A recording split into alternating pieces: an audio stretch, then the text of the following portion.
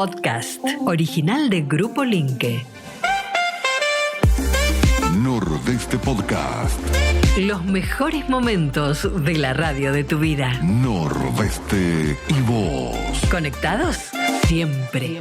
Muchas gracias, Felipe, por este contacto. Y bueno, contanos cómo se dio este descubrimiento, este hallazgo. Bueno, sí, la verdad que fue una linda sorpresa haber encontrado esta especie nueva para la ciencia ahí en el Parque Chaco.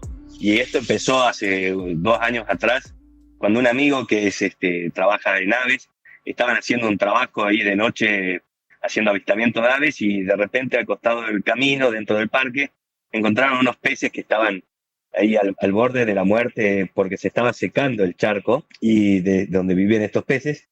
Y entonces él le sacó una foto a los peces, me los mandó por WhatsApp, y cuando yo vi la foto le digo, mirá, la verdad que es realmente sorprendente porque los peces estos no coinciden con ninguna de las especies que tenemos conocidas de este grupo de peces, digamos. ¿Sí? Entonces tenían realmente algunas características de coloración muy particulares que eran únicas y diferentes a todas las especies conocidas. Y a partir de eso, rápidamente organizamos una expedición ahí hacia el Parque Chaco, y un par de días después ya estábamos ahí tomando muestras y colectando estos peces, y efectivamente llegamos a la conclusión de que claramente eran una especie todavía no conocida para la ciencia, y a partir de eso hicimos un trabajo científico en el cual describimos esta especie y le pusimos un nombre, ¿sí? Claro. Felipe, ¿cómo es el ciclo de vida de este pez? Bueno, estos peces tienen una característica muy particular, que es que viven en ambientes temporarios, en charcos temporarios que se llenan con el agua de lluvia y después se van a secar completamente en una parte del año y los adultos mueren. De hecho, eso fue lo que mi amigo justo encontró en el momento que se estaba secando el charco, y encontró a los adultos muriendo. Pero ¿cómo sobreviven estos peces? Gracias a que tienen huevos de resistencia a la desecación que quedan enterrados en el barro. Después ese barro se seca, queda la tierra, y pueden quedar en la tierra enterrados durante meses, incluso años. Cuando llegan las lluvias y esos charcos se vuelven a llenar, esos huevitos que quedan ahí en el barro durante meses, eclosionan y salen los pececitos y ahí completan su ciclo de vida. Entonces eso es muy, muy particular de este grupo de peces, que hace que puedan vivir justamente en estos humedales temporarios, ¿no?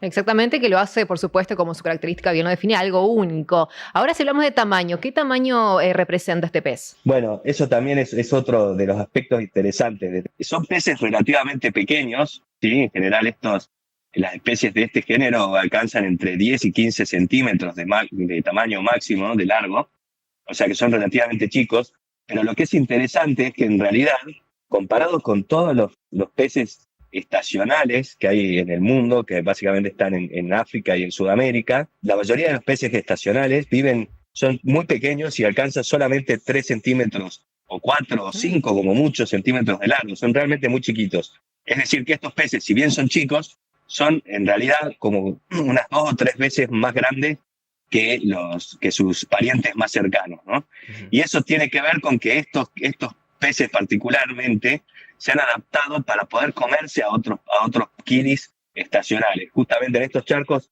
uno puede encontrar más de una especie de este tipo de peces viviendo juntas. De hecho, en este caso nosotros encontramos unas 5 o 6 especies en un mismo charco. Y estos peces son justamente los más grandes de estos kilis estacionales y se comen a los otros kilis que son más chiquitos. Entonces, evolutivamente, este grupo, digamos, adquirió esa ventaja evolutiva y se volvió depredadora de sus otras parientes, digamos así. Claro. Ahora, Felipe, más allá obviamente del hallazgo, de la sorpresa y de la noticia, ¿qué implica para la naturaleza esta situación? Bien, bueno, este tipo de hallazgos son muy importantes porque, bueno, en primer lugar, ustedes saben que no se puede conservar aquello que no se conoce, y lamentablemente hoy en el mundo y en Argentina y en Sudamérica estamos perdiendo especies todo el tiempo, y muchas especies las perdemos sin ni siquiera saber que existen. Es decir, hay especies que se extinguen y que la ciencia no ha llegado ni siquiera a saber que existían, no se han llegado a estudiar, a conocer, a catalogar, y eso es un gran problema, ¿no? Entonces, lo primero que necesitamos es saber qué especies tenemos, y obviamente también eso nos permite poder hacer un manejo adecuado, o, por ejemplo, explotar los recursos naturales de forma adecuada y sustentable. poder obtener, por ejemplo, medicinas, etcétera. Y para todo eso es imprescindible conocer la naturaleza, ¿no? Para poder usarla de forma adecuada. Estos peces, por ejemplo, con estas características que yo les contaba de su biología tan particular, como que viven en estos ambientes temporarios, tienen que hacer todo su ciclo de vida sumamente rápido, porque ese charco se va a secar en cuestión de semanas o como mucho meses, el charco se seca y los peces mueren. Entonces, al hacer todo su ciclo de vida rápido, son muy interesantes justamente porque estudiando esas características de su biología podemos generar aplicaciones, por ejemplo, en biotecnología, en medicina, etcétera.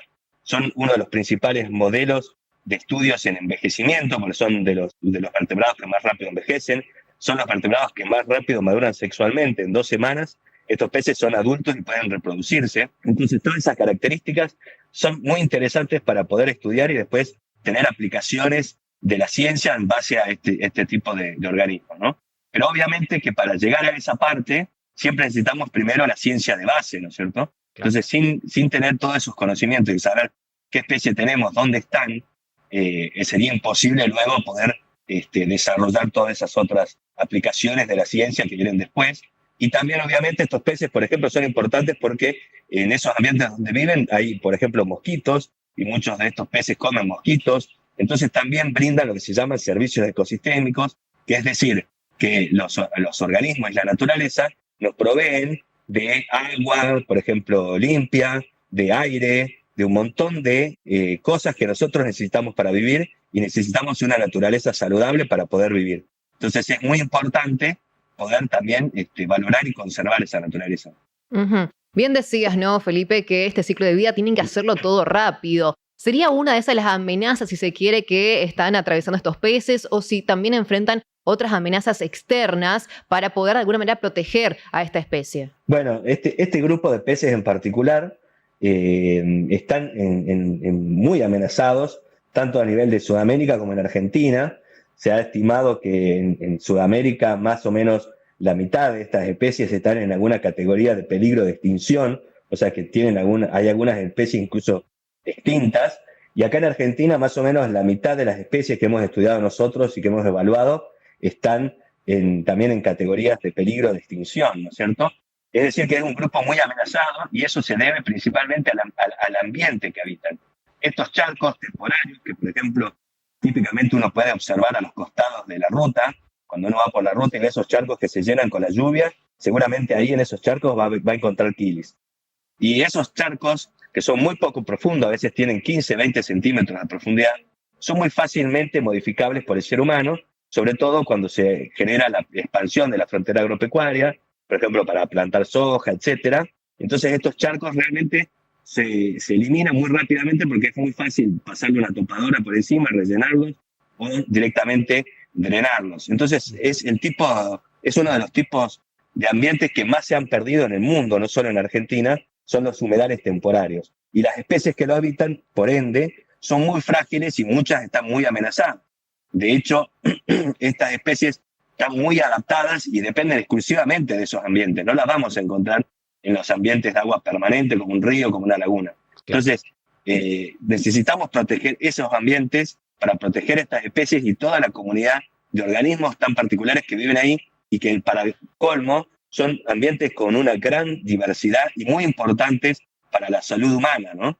Entonces, tenemos que poner en relevancia esto y empezar a cuidar estos ambientes, y los quilis son realmente una especie de bandera para mostrar y poner en valor esos ambientes. Quizás al ser tan especies tan carismáticas, muchas de ellas muy coloridas, nos permiten poner en relevancia esos ambientes que quizás otras especies que habitan ahí, como plantas, insectos, crustáceos, etcétera, no son tan carismáticas y es más difícil lograr que la población en general tome conciencia del valor que tienen estos ambientes, ¿no? Felipe, muchísimas gracias por tu tiempo y por toda la información que nos has brindado. Ha sido muy amable. Bueno, muchas gracias a ustedes. Un placer y cuando quieran estamos acá siempre dispuestos a compartir con ustedes nuestros avances y nuestras investigaciones. Muchísimas gracias.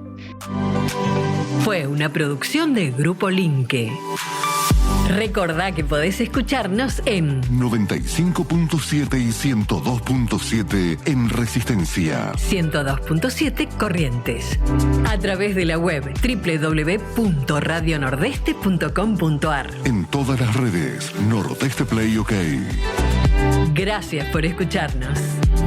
Nordeste. La radio de tu vida.